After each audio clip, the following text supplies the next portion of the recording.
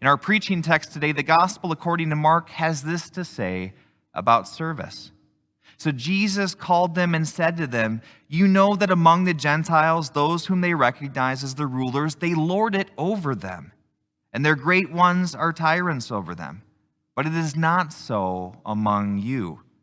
But whoever wishes to become great among you must be your servant, and whoever wishes to be first among you must be slave to all. For the Son of Man came not to be served, but to serve, and to give his life a ransom for many." That's quite the free meal deal. In their exchange with Jesus just a few verses prior, James and John are asking, even demanding, that Jesus would elevate them to a place of hierarchy and power among their peers. These guys wanted to be served. They tell him very bluntly, "We want you to do this for us, whatever we ask of you." And that is a direct quote. Now, Jesus, being Jesus, responds to their request with a question, as he often does in these teaching moments, asking them if they're able to drink of the cup and baptize as he baptizes. They say yes, but he counters that their desire to sit at his left or his right isn't actually his to give away. Now, were James and John doing it because they honestly felt called to lead? Were they doing it for power and stature?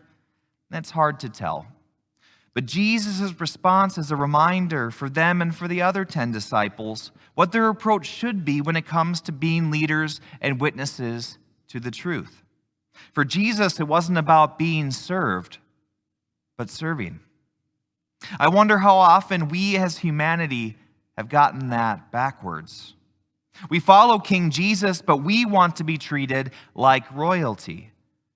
Sometimes the serving isn't so much a reflection back on ourselves, but who we think God is.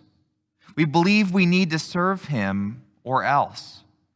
But what if our priorities and our focus on trying to please God is actually misguided? What if God is actually pleased when we give of ourselves and serve one another? Now, Pastor Andy Stanley grew up around church folk. He was a pastor's kid, a PK.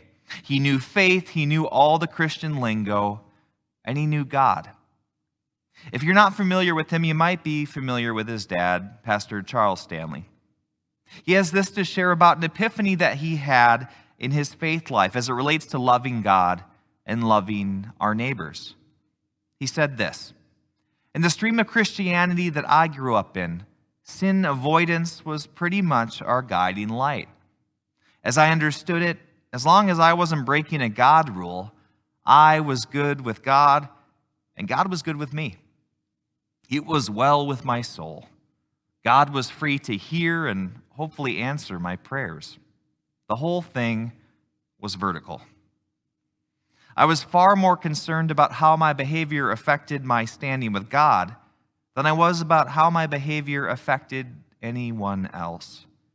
After all, the Bible says pleasing God is more important than pleasing people, which led me to conclude that if I sinned against you and asked God to forgive me, everything would be good between God and me, even if things weren't good between you and me.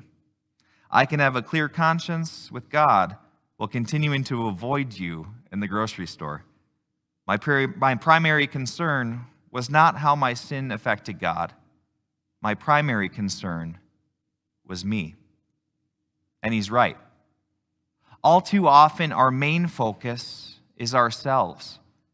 And as I read these words in his book, Irresistible, I couldn't help but feel the conviction begin to set in, which for a person with a theological base of grace is surely something different to feel. But it was needed, because the grace that I desire from God is the grace I should desire from my neighbor and for my neighbor. And so God is inviting you to be in this active participation for being for somebody besides yourself.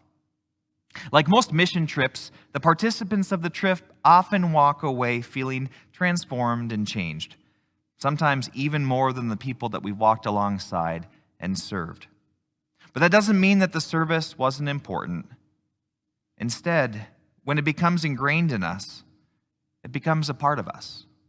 becomes a part of our routine, becomes a part of who we are, it becomes natural. And it begins to go to work in our churches, in our communities, our schools, our employers, in our homes. It transforms us to transform others.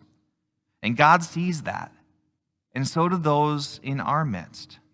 They might not always use the same language or images coming to mind, certainly not the same theology, but they have experienced the holy, and it's been God at work in you and through you, inviting you into this participation of seed planting and progress building around the world and right here in our own backyard.